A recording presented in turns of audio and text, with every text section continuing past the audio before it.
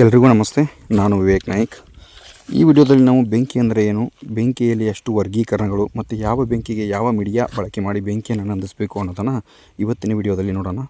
ಮೊದಲಿಗೆ ಬೆಂಕಿ ಅಂದರೆ ಯಾವುದೇ ಒಂದು ಉರಿಯುವಂಥ ವಸ್ತುವಿಗೆ ಅದು ಉರಿಯಲು ಬೇಕಾಗುವಷ್ಟು ಶಾಖವನ್ನು ಕೊಟ್ಟಾಗ ಅದು ಆಮ್ಲಜನಕದೊಂದಿಗೆ ಸಂಯೋಗ ಹೊಂದಿ ಉತ್ಪತ್ತಿಯಾಗುವ ಒಂದು ರಾಸಾಯನಿಕ ಕ್ರಿಯೆಗೆ ನಾವು ಬೆಂಕಿ ಅಂತ ಕರಿತೀವಿ.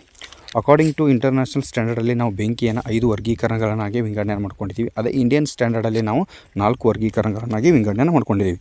Class A, class B, class C ಮತ್ತು ಕ್ಲಾಸ್ ಡಿ ಫೈರ್ ಅಂತ 4 ವರ್ಗೀಕರಣಗಳನ್ನಾಗಿ ವಿಂಗಡಣೆ ಮಾಡ್ಕೊಂಡಿದ್ದೀವಿ.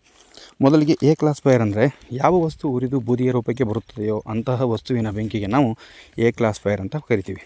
ಸೊ ಅದಕ್ಕೆ ಉದಾಹರಣೆ ಕಟ್ಟಿಗೆ, ಪೇಪರ್ ಇತ್ಯಾದಿ. ಅದೇ ಬೆಸ್ಟ್ ಎಕ್ಸ್ಟಿಂಗ್ವಿಶ್ ಮೀಡಿಯಾ ಬಂದುಬಿಟ್ಟು ವಾಟರ್, ನೀರನ್ನು ಹಾಕಿದರೆ ಬೆಂಕಿ ಆರೋಗುತ್ತೆ.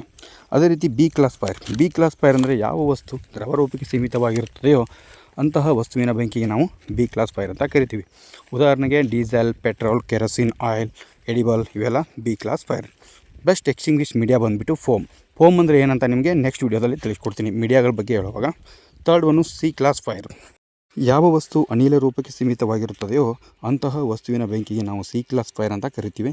ಅದನ್ನು ಉದಾಹರಣೆಗೆ ಡ್ಯೂಟೇನ್, ಪ್ರೊಫೇನ್, methane etcetera. Best extinguish media ಬಂದುಬಿಟ್ಟು CO2. Fourth one D class fire ಅಂದರೆ ಯಾವ ವಸ್ತು ಲೋಹಕ್ಕೆ ಸೀಮಿತವಾಗಿರುತ್ತದೆಯೋ ಅಂತಹ ವಸ್ತುವಿನ ಬೆಂಕಿಗೆ ನಾವು ಡಿ ಕ್ಲಾಸ್ ಫೈರ್ ಅಂತ ಕರಿತೀವಿ. ಉದಾಹರಣೆ aluminium, magnesium, iron, sodium etcetera. ಇದಕ್ಕೆ ಬೆಸ್ಟ್ ಎಕ್ಸ್ಟಿಂಗ್ವಿಶ್ ಮೀಡಿಯಾ ಬಂದುಬಿಟ್ಟು DCP, dry chemical powder. Okay, next ವಿಡಿಯೋದಲ್ಲಿ ಬೆಂಕಿಯನ್ನು ನಂದಿಸುವ ವಿಧಾನಗಳ ಬಗ್ಗೆ ನೋಡೋಣ. ಈ ವಿಡಿಯೋ ನಿಮಗೆ ಇಷ್ಟ ಆಗಿದ್ದಲ್ಲಿ ನಮ್ಮ ಚಾನಲ್ನ ಸಬ್ಸ್ಕ್ರೈಬ್ ಮಾಡಿ ಹೀಗೆ ಸಪೋರ್ಟ್ ಮಾಡ್ತಾಯಿರಿ. ಥ್ಯಾಂಕ್ ಯು, ಧನ್ಯವಾದಗಳು.